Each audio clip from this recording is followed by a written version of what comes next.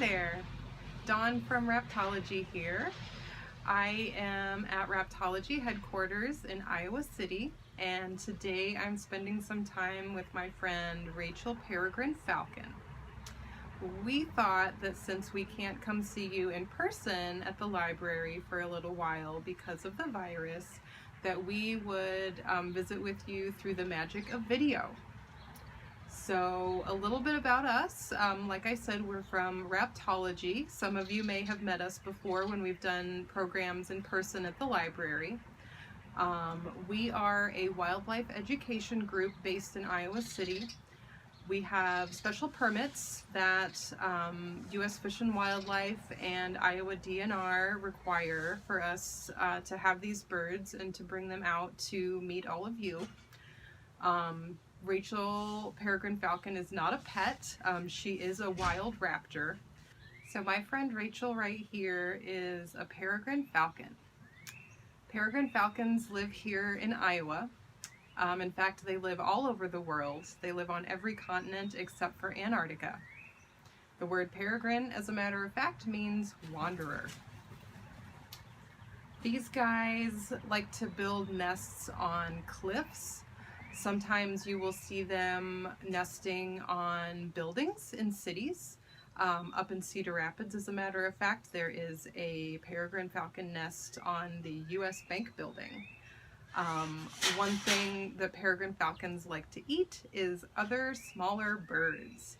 They will hunt songbirds, they will hunt pigeons.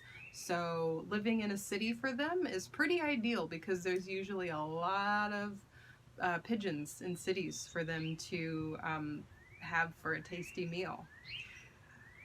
Peregrine Falcons hunt by flying way, way up high into the sky, and then what they do is called going into a stoop, is where they'll kind of tuck their wings like this, and they will dive after their prey once they've identified a bird that looks extra tasty to them. They can reach speeds up to 240 miles per hour when they're diving for their prey. And guess what? That makes them the fastest animal on the planet. This bird right here, faster than a cheetah, faster than fish that can swim really fast. She's faster than anything. When Peregrine Falcons hunt for their prey, as I said, they'll go into what's called a stoop, which is where they fly up really high and dive down really fast. They'll ball up their feet like this, and what they do is when they see a bird that looks extra tasty, they will kind of punch that bird as they're stooping, as they're flying down to get it. And what that does is kind of stuns that bird to the point where it literally doesn't know what hit it. And so by the time it might have an idea of what's going on, it's too late and it's probably already dinner for the Peregrine Falcon. Rachel here is about 5 years old. She hatched in 2015.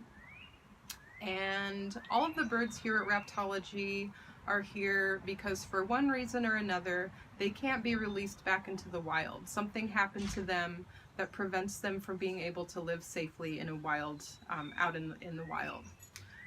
In Rachel's case, she was actually injured. Someone shot her, which is a federal crime. We don't know the story behind what happened. We don't know where on her body she was shot, but thankfully she survived. But when her injuries healed, she didn't quite have the strength and the stamina that she would need to be out hunting in the wild, to find her own prey, to really be successful as a Peregrine Falcon should be. So she went through what's called wildlife rehabilitation, which is when a wild animal is abandoned or orphaned or sick or injured, and it's taken to a special clinic that treats wild animals.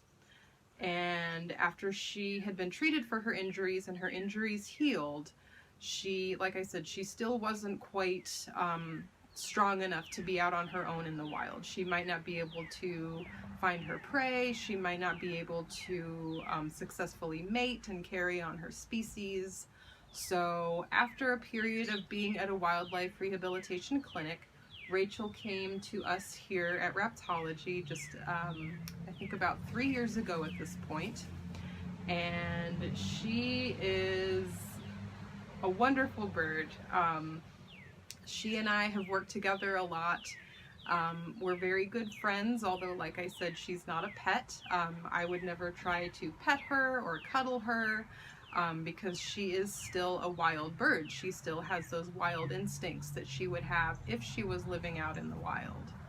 One of Rachel's favorite things is this right here, the spray bottle. Sometimes when Rachel gets a little bit hot or gets a little bit stressed out, she needs to cool down, she needs to calm down just a little bit. And so what cools you down, what calms you down? A nice cold shower. So today it's a little bit warmer than it's been, and she was a little hot earlier. So I got her spray bottle, which she just loves, to get a little bath from, right?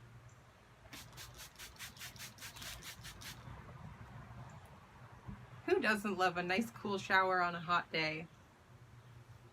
Rachel's no exception. For many, many years, peregrine falcons were actually endangered. There were not very many of them left in the United States. That was because sometimes farmers would spray a pesticide on their plants called DDT, which turned out to be quite hazardous for not just peregrines, for a lot of different birds and a lot of other wild animals.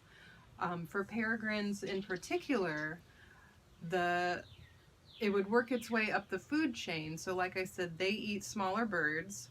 Those birds then would eat bugs, seeds, anything like that, that would already have this DDT chemical in them.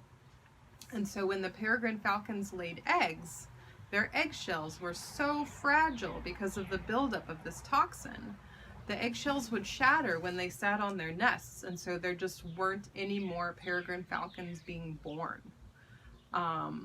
Rachel is named after the author Rachel Carson. Her full name is Rachel Carson, Peregrine Falcon. And Rachel Carson wrote a book called Silent Spring, which really exposed the dangers and the hazards of using not just this chemical, but other chemicals on farmland and plants, and how it was affecting ecosystems as a whole.